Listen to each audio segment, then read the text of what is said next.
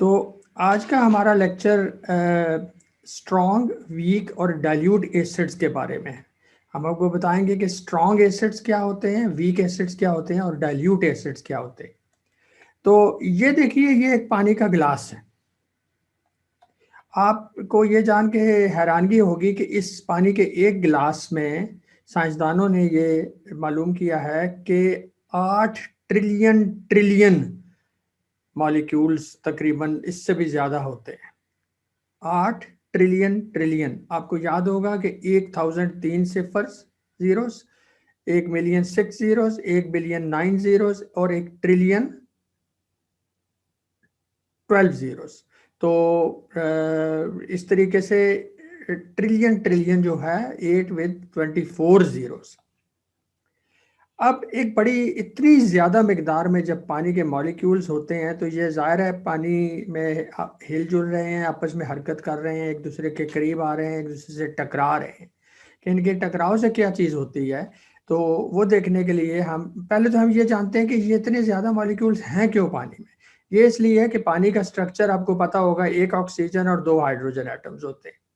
और इसको हम यूं भी दिखा सकते हैं क्योंकि ऑक्सीजन बहुत बड़ा एटम होता है और हाइड्रोजन छोटा सा होता है। तो इसका एक बड़े से गोले के साथ 2 छोटे छोटे गोले अटैच्ड हैं और इनका जो डायमीटर है वो एक आधे नैनोमीटर से भी कम है, 0.3 नैनोमीटर है। और आपको याद होगा कि नैनोमीटर क्या चीज़ होती थी। तो अब आप अंदाज़ा लगा सकते हैं कि ये इतने छोटे मॉलिक्यूल्स हैं, इसलिए एक ग्लास में ये 8 ट्रिलियन ट्रिलियन मॉलिक्यूल्स समा सकते हैं। अब हमने बात की, जब दो मॉलिक्यूल्स आपस में टकराते हैं तो उनमें से अक्सर ये होता है कि एक पानी के मॉलिक्यूल का हाइड्रोजन एटम उतर कर दूसरे मॉलिक्यूल के साथ जाके जुड़ जाता है। जब ये हाइड्रोजन आयन जाके जुड़ेगा तो वो दूसरे मॉलिक्यूल के ऊपर मस्बत चार्ज दे देगा और पीछे एक नेगेटिव चार्ज वाली चीज छोड़ जाएगा।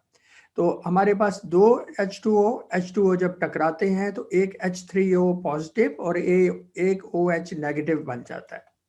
इसको आप यूं देख सकते हैं कि उसी मॉडल के जरिए कि 2H2O, दो H2O एक साइड पे मॉलिक्यूल और दूसरी साइड पे आप देखिए पहले वाला जो है इसके साथ 3 हाइड्रोजन जुड़े हुए हैं। तो दो तो इसके अपने थे और एक हाइड्रोजन जो पॉजिटिव चार्ज का दूसरी साइड से आया तो H3O हो गया और एक OH नेगेटिव आयन आ गया। अब ये जो H3O पॉजिटिव है, इसको हम आपको पहले भी बता चुके हैं, इसको हाइड्रोनियम आयन कहते हैं और जो OH नेगेटिव है इसको हाइड्रोक्सिल आयन कहते हैं। अब हम थोड़ी सी इस चीज को, इसी रिएक्शन को, ये जो हमने पहले लिखा था इसको थोड़ा सा सिंप्लीफाई करते हैं। हकीकत में ऐसा होता नहीं है लेकिन हम अपनी आसानी के लिए इसको एक और तरीके से अंदाज से लिखते हैं। हम यूं करते हैं कि हम इस H3O पॉजिटिव में हाइड्रोनियम आयन में हमें पता है कि एक पानी का मॉलिक्यूल है, उसके साथ हाइड्रोजन आयन जुड़ा हुआ है। तो हम इसको इसी अंदाज में लिखते हैं कि देखिए, दाई तरफ बाई तरफ दो हाइड्रोजन पानी के मॉलिक्यूल्स हैं और दाई तरफ पहला पानी का मॉलिक्यूल है, उसके साथ एक हाइड्रोजन आयन जुड़ा हुआ है। यह हाइड्रोनियम आयन है और एक हाइड्रोक्सिल आयन है। अब हम बाई तरफ भी पानी के एक मॉलिक्यूल को एक रंग दे देते हैं और दाई तरफ वाले जो ब्रैकेट में था उसको भी रंग दे देते हैं। और फिर क्या करेंगे कि इन दोनों को हम, आपको पता है किसी इक्वेशन में दोनों साइडों पे एक जैसी चीजें हो तो उन्हें आप कैंसिल कर सकते हैं, तो इन्हें हम यहाँ से निकाल देते हैं। तो नतीजा क्या होगा कि हमारे पास ये इक्वेशन रह जाएगी। तो हमें लगेगा ऐसे कि हर गिलास में पानी के जो 8 ट्रिलियन ट्रिलियन मॉलिक्यूल्स हैं उनमें से चंद इस तरह टूट जाते हैं। हकीकतन ऐसा होता नहीं है। हकीकतन ऐसा होता है कि एक पानी का मॉलिक्यूल दूसरे पानी के मॉलिक्यूल से हाइड्रोजन आयन छीन लेता है, लेकिन इसको आप अपनी आसानी के लिए इस तरह लिख सकते हैं। तो अब आगे सारे लेक्चर में हम पानी के टूटने का लफ्ज इस्तेमाल करेंगे, लेकिन याद रखिएगा कि पानी का मॉलिक्यूल अपने आप टूटता नहीं है बल्कि एक दूसरा मॉलिक्यूल आके उससे हाइड्रोजन आयन छीनता है और एक हाइड्रोक्सिल आयन बनाता है। ओके, तो इसी को अंदाज को आप यूं भी दिखा सकते हैं कि पानी का एक मॉलिक्यूल इस तरह हाइड्रोक्सिल आयन में टूटा और हाइड्रोजन आयन में टूटा। ये दो तीर आगे पीछे ये क्या इंडिकेट कर रहे हैं? ये दिखा रहे हैं कि ऐसा नहीं है कि किसी एक वक्त चंद मॉलिक्यूल टूट के तो रुक जाएंगे। कहने का मकसद ये है कि हर वक्त पानी के गिलास में एक कंटिन्यूस अमल हो रहा है। किसी एक कोने में कोई पानी का मॉलिक्यूल टूट रहा है तो किसी दूसरे कोने में हाइड्रोजन आयन और हाइड्रोक्सिल आयन मिलके पानी का मॉलिक्यूल दोबारा बना रहे हैं। तो हर वक्त ये कंटिन्यूस प्रोसेस है टूटने का और जुड़ने का, टूटने का और जुड़ने का। लेकिन किसी एक वक्त कितने हाइड्रोजन आयन और कितने हाइड्रोक्सिल आयन, या यूं कहिए कि कितने पानी के मॉलिक्यूल्स अपने तौर पे कायम रहते हैं और कितने पानी के मॉलिक्यूल्स टूट जाते हैं, अब हम ये देखते हैं। वाटर मॉलिक्यूल्स ब्रेकेज, हम ये देखते हैं कि एक वक्त में कितने मॉलिक्यूल्स हमारे टूटे हुए हैं और कितने सलामत साबित हैं। तो हम आपको ये बताते हैं कि साइंसदानों ने ये मालूम किया है कि पानी के एक में किसी भी वक्त हर 550 मिलियन में से एक मॉलिक्यूल वो टूटता है।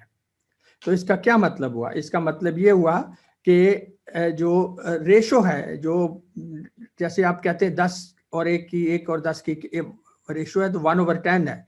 तो ratio of broken to unbroken molecules जो होगी वो 1/55 और उसके साथ 7 सिफरे होंगे।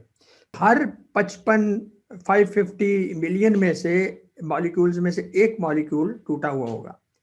अब ये आपको एक बड़ा छोटा सा नंबर लगता होगा कि 550 मिलियन में से एक, लेकिन याद रखिए हम ये देखने के लिए कि ये एक कितने में से है, हमें छोटा नंबर है, लेकिन हमें ये देखना पड़ेगा कि ये जो रेशो है, ये जो हिस्सा है, ये कितने मॉलिक्यूल्स में से आया है। इसकी मिसाल कुछ यूं है कि और आप देखेंगे कि आखिरकार बहुत बड़ा नंबर आ जाएगा। और इसको समझने के लिए सबसे अच्छी मिसाल ये है कि आप फॉर एग्जाम्पल 1/10 लेते हैं, 10 में से एक। तो अगर आपके पास 10 रुपए का नोट है तो उसमें से 10 में से एक जो है वो 1 रुपए का सिक्का आएगा। तो 10 में से एक, 1/10, 10 का 1/10 एक। इसी तरह अगर 50 रुपए हैं और उसका 1/10 है तो वो 5 आएगा।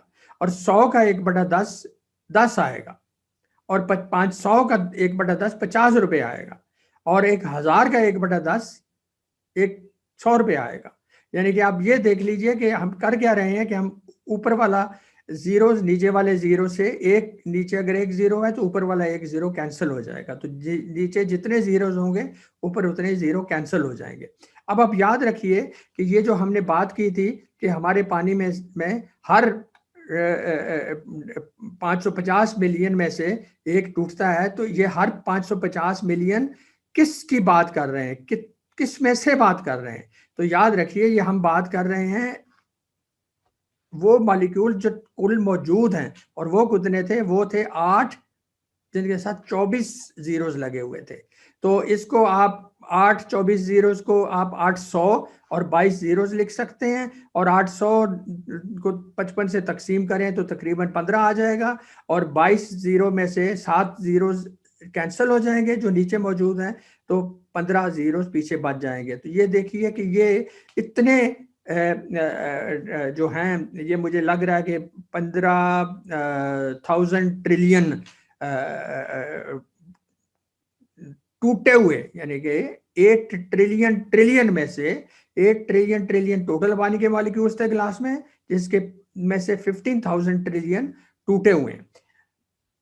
तो इसका मतलब क्या हुआ? इसका मतलब ये हुआ कि पानी में हर वक्त 3 किस्म की चीजें मौजूद हैं। क्या? एक तो पानी के हाइड्रोजन H2O वाटर मॉलिक्यूल्स अपनी तौर पे मौजूद है, दूसरा हाइड्रोजन आयन मौजूद है, और तीसरा हाइड्रोक्सिल आयन मौजूद है। और हमने अभी ये देखा कि नॉर्मल पानी में जाहिर है अगर एक मॉलिक्यूल पानी का टूटता है तो वो हमें एक हाइड्रोजन और एक हाइड्रोक्सिल आयन देता है। तो किसी वक्त भी हाइड्रोजन आयन और हाइड्रोक्सिल आयन की तादाद बराबर होगी। और इनकी रेशो क्या होगी? इनकी रेशो वही होगी जो टूटे हुए मॉलिक्यूल्स की टोटल मॉलिक्यूल से है। यानी कि चूंकि अगर 550 मिलियन में से एक टूटा है तो एक हाइड्रोजन और एक हाइड्रोक्सिल आएगा। और अभी हमने देखा था कि टोटल कितने हैं, तो उतने हाइड्रोजन आयन और उतने हाइड्रोक्सिल आयन होंगे। अब हम एक तजर्बा करते हैं। तजर्बा ये है कि हम एक पानी के गिलास में मिनरल एसिड डालते हैं, हाइड्रोक्लोरिक एसिड के कुछ कतरे डालते हैं, ठीक है। तो क्या होगा, और क्योंकि हाइड्रोक्लोरिक एसिड एक तेजाब है, एक एसिड है, तो ये हाइड्रोजन आयन पैदा करेगा। फर्ज करें कि ये 1 मिलियन हाइड्रोजन आयन पैदा करता है। तो अब नतीजा क्या हुआ? नतीजा ये होगा कि पहले जहां पे हमारे पास 550 मिलियन के साथ एक हाइड्रोजन आयन था, अब हमारे पास 550 मिलियन, हर 550 मिलियन के मुकाबले में 1 मिलियन हाइड्रोजन आयंस हो जाएंगे हाइड्रोक्लोरिक एसिड डालने से। फिर देखिए हमने क्या किया, हमने एक पानी के गिलास में, जिसमें हमें पता है कि हमारे हाइड्रोजन आयंस और पानी के मॉलिक्यूल जो टूटे हुए नहीं है उनकी रेशो क्या है, 1 मुकाबला 550 मिलियन। अब हमने इसमें हाइड्रोक्लोरिक एसिड डाला तो हम 1 बिलियन हाइड्रोजन आयन जनरेट किए, तो हमारी अब रेशो बन गई 1 मिलियन ओवर 550 मिलियन। 6 जीरोस ऊपर से कैंसिल हो गए, 6 नीचे से कैंसिल हो गए, तो 1 ओवर, यानी हर 550 मिलियन में से एक के बजाय अब हर 550 वाटर मॉलिक्यूल्स में से आपको एक मिलेगा हाइड्रोजन आयन। तो ये जाहिर है ऑब्वियसली बहुत बड़ा नंबर है। अब हम यही तजर्बा करते हैं एक ऑर्गेनिक एसिड को डालते हुए।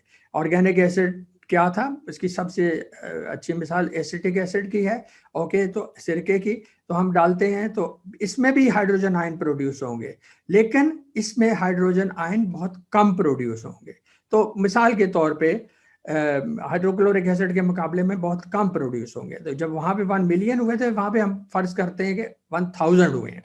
तो इस केस में रेशो क्या होगी हाइड्रोजन आयंस की पानी के मॉलिक्यूल्स के मुकाबले में, 1000 ओवर 550 मिलियन। तो अगेन 3 जीरोस ऊपर से 3 जीरो नीचे से कैंसिल हो जाएंगे, तो हर 550,000 के लिए आपको एक हाइड्रोजन आयन मिलेगा।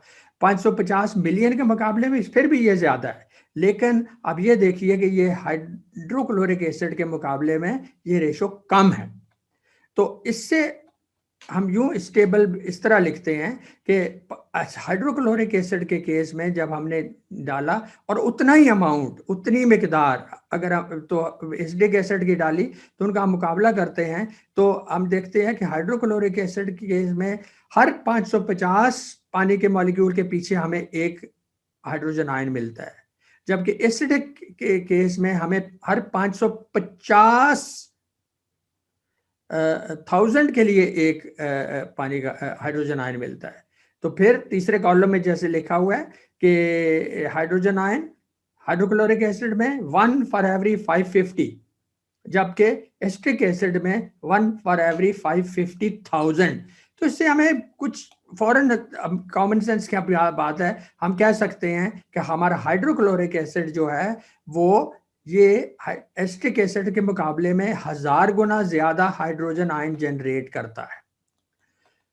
इसका दूसरे लफ्जों में हम यूं कह सकते हैं कि हाइड्रोक्लोरिक जो एसिड जो है वो एसिटिक एसिड से स्ट्रॉन्ग है। तो hydrochloric acid is stronger than acetic acid. तो आम तौर पे मिनरल एसिड्स जो होते हैं वो स्ट्रॉन्ग एसिड्स होते हैं, और आम तौर पे जो ऑर्गेनिक एसिड्स होते हैं वो वीक एसिड्स होते हैं। तो ये तफरीक हो गई मिनरल स्ट्रॉन्ग एसिड्स और वीक एसिड्स में। तो स्ट्रॉन्ग एसिड्स कौन से हैं, जो एक खास मिकदार आप डालते हैं तो बहुत ज्यादा हाइड्रोजन आयन प्रोड्यूस करते हैं, और वीक एसिड्स क्या होते हैं, जो उतनी मिकदार अगर आप पानी में डालें तो बहुत कम, 1000 गुना, कई हजार गुना, हत्ता कि मिलियन गुना कम आयंस, हाइड्रोजन आयंस प्रोड्यूस करते हैं। अब आप याद रखिए हमने कहा कि हाइड्रोक्लोरिक एसिड या इस तरह के मिनरल एसिड जो हैं ये ऑर्गेनिक एसिड्स के मुकाबले में कई हजार गुना ज्यादा स्ट्रॉन्ग होते हैं। तो इसलिए जो आम तौर पे आपके वीक एसिड्स होते हैं वो आप उनको, जैसे सिट्रिक एसिड हुआ, टार्टारिक एसिड हुआ, एस्टिक एसिड हुआ, लैक्टिक एसिड हुआ, जो हमने वीक एसिड्स की मिसालें दी थी, इनको हम इजी टू हैंडल, इनको हम आराम से इनके साथ इनको उठा सकते हैं, इनको इस्तेमाल कर सकते हैं। मतलब सिट्रिक एसिड तो हम खाते हैं, टार्टरिक एसिड भी खाते हैं, एस्टिक एसिड भी खाते हैं, लैक्टिक एसिड भी खाते हैं, और ये कोई नुकसानदेह नहीं है। तो ये देखिए हमने जो मिसालें इनकी देखी थी, और ये हमारे खानों में इस्तेमाल होते हैं। इसके मुकाबले में जो स्ट्रॉन्ग एसिड्स हैं उनको हमें बहुत एहतियात करनी है इस्तेमाल करने के लिए, चूँकि आपको बहुत एहतियात करनी पड़ेगी उनको इस्तेमाल करने के लिए। और इसमें स्ट्रॉन्ग एसिड्स में आपको याद होगा हमने कहा था कि HCl है, HNO3 है, H2SO4 है, H3PO4 है। इस्तेमाल के दौरान हमें जो है ये बड़ी एहतियात बरतनी पड़ती है, क्योंकि ये जो हैं ये आपके अगर हाथ पे गिरेंगे तो आपको आपके जो है गोश्त को जला के रख देंगे। हमारे मुल्क में बदकिस्मती से आपने अक्सर कई खबरें सुनी होंगी कि कुछ लोग दूसरों पे तेज़ाब फेंक के उनका चेहरे बिल्कुल मस्क कर देते हैं। बड़ी दर्दनाक और अफसोसनाक खबरें होती हैं, लेकिन इससे आपको अंदाज़ा होना चाहिए कि तेज़ाब जो हैं मिनरल एसिड्स ख़ास तौर पे ये कितने नुकसानदेह और इनको इस्तेमाल में कितनी एहतियात बरतने की ज़रूरत है। ये आपके कपड़े जला देंगे, आपके अगर किसी मेटल पे पड़ेंगे उसको जंग आलूदा कर देंगे। अच्छा, याद रखिए हमने बोला जो स्ट्रॉन्ग एसिड्स होते हैं वो वीक एसिड से कई गुना ज्यादा स्ट्रॉन्ग होते हैं, यानी कि ना कई हजार गुना बल्कि कई मिलियन गुना स्ट्रॉन्ग होंगे। इसका मतलब है कि उनको हम अगर डाइल्यूट करेंगे, डाइल्यूट का क्या मतलब है? डाइल्यूट का करने का मतलब है जैसे आप किसी कहते हैं शोरबे को पतला कर दिया, शरबत को पतला कर दिया, चाय को पतला, यानी उसमें बहुत सारा पानी डाल दिया तो ये डाइल्यूट हो जाता है। तो अगर कोई चीज स्ट्रॉन्ग एसिड जो है वो वीक एसिड से 1 मिलियन गुना स्ट्रॉन्ग है, उसको अगर आप मिलियन टाइम 1000 टाइम्स भी डाइल्यूट करेंगे तो तब भी वो 1000 टाइम्स उस एसिड से स्ट्रॉन्ग रहेगा। तो अक्सर जो हमारे घरों में इस्तेमाल होते हैं ये एसिड आप दिखाया गया है यहाँ पे, ये घरों में गुस्ल खानों के या बावर्ची खानों के जो नालियाँ होती हैं उनको साफ करने के लिए इस्तेमाल होता है। तो ये बेसिकली हाइड्रोक्लोरिक एसिड होता है जिसको डाइल्यूट किया गया है। कितना डाइल्यूट किया गया होगा? अगर 100 गुना भी डाइल्यूट किया गया हो तब भी ये जो है बहुत ज़्यादा ऑर्गेनिक एसिड से स्ट्रांग होगा। बैटरी में डालने वाला एसिड सल्फ्यूरिक एसिड होता है, वो भी डाइल्यूटेड होता है। लेकिन आपने देखा होगा कि अगर बैटरी वाला एसिड भी आपके हाथ पे पड़ जाए या ये घर में इस्तेमाल होने वाला एसिड भी आपके हाथ पे पड़ जाए तो आपको एक जलन सी महसूस होगी। और इसमें फिर ये इसको लाल रंग दे दिया जाता है इसलिए ताकि आपको ये याद रहे कि ये ख़तरनाक चीज़ है और इसे एहतियात से इस्तेमाल करना है और बच्चों से दूर रखना है। तो ये हमने कवर कर लिया स्ट्रॉन्ग एसिड्स, वीक एसिड्स और डाइल्यूट एसिड्स। एक और एसिड के बारे में हम आपकी दिलचस्पी के लिए बात करेंगे कि एसिड्स जो होते हैं ये बनते किस तरह, या अक्सर इनऑर्गेनिक गैसेस जो होती हैं, मसलन सल्फर ट्राईऑक्साइड अगर पानी में डाल दी जाए तो वो H2SO4 बन जाएगी, और कार्बन डाइऑक्साइड अगर पानी में डाल दी जाए तो वो H2CO3 बन जाएगी। अब ये H2CO3 क्या है? ये बेसिकली कार्बोनिक एसिड। तो कार्बोनिक एसिड कहाँ पाया जाता है? ये एक वीक एसिड है, बहुत ही वीक एसिड है, और ये आपके जितने कोला ड्रिंक्स हैं, सोडा ड्रिंक्स जिनको कहते हैं, या फिजी ड्रिंक्स या कार्बोनेटेड ड्रिंक्स भी इसीलिए कहते हैं, उनमें पाया जाता है। तो ये देखिए ये हमारे कार्बोनेटेड ड्रिंक्स हैं जिनमें तमाम में ये कार्बोनिक एसिड पाया जाता है।